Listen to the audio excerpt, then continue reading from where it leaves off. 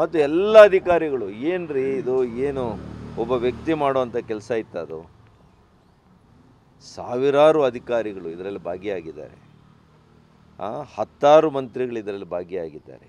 ಇಡೀ ಸರ್ಕಾರ ಇದನ್ನು ನಿರ್ವಹಿಸುವಂಥ ಪ್ರಾಮಾಣಿಕ ಕೆಲಸ. ಅವತ್ತಿನ ಸಂದರ್ಭಕ್ಕೆ ಅನುಗುಣವಾಗಿ, ಅವತ್ತಿನ ಕಾರ್ಯದ ಒತ್ತಡಕ್ಕೆ ಅನುಗುಣವಾಗಿ ಇವತ್ತು ಅನೇಕರ ಪ್ರಾಣ ರಕ್ಷಣೆ ಮಾಡುವಂಥ ಸ್ಥಿತಿಯಲ್ಲಿ ನಾವು ಕೆಲವು ನಿರ್ಣಯಗಳನ್ನು ತಗೊಂಡಿದ್ದೀವಿ. ಕೆಲವು ನಿರ್ವಹಣಾ ಒಂದು ಕ್ರಮಗಳನ್ನು, ತೀರ್ಮಾನಗಳನ್ನು ತಗೊಂಡಿದ್ದೀವಿ. ಅದು ಇವತ್ತು ಪ್ರಶ್ನೆ ಮಾಡಿದ್ದಾರೆ, ಅದರ ಬಗ್ಗೆ ತನಿಖೆಯನ್ನು ಮಾಡಿದ್ದಾರೆ. ಸಂತೋಷ.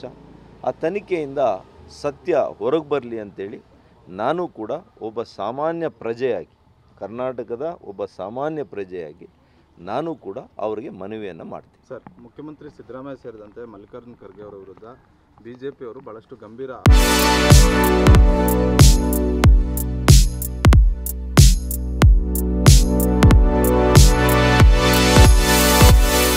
ಆರೋಪಗಳನ್ನು ಮಾಡಿದ್ರು.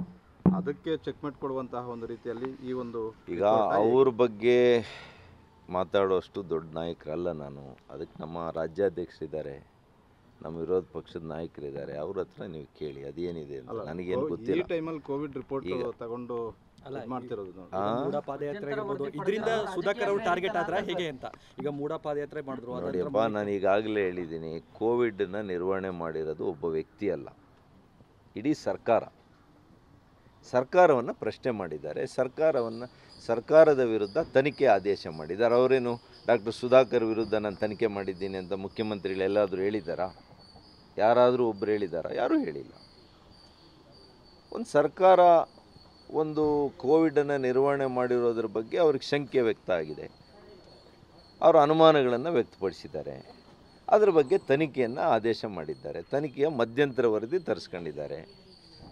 ಈಗ ಅಧಿಕಾರಿಗಳು ಅದರ ಬಗ್ಗೆ ವ್ಯಾಖ್ಯಾನ ಮಾಡಲಿಕ್ಕೆ ಭಾಳ 1700 ಪೇಜು ಎಷ್ಟೋ ನಿಮ್ಮ ಮಾಧ್ಯಮದಲ್ಲಿ ನೋಡಿರೋದು, ನನಗೇನು ಗೊತ್ತಿಲ್ಲ.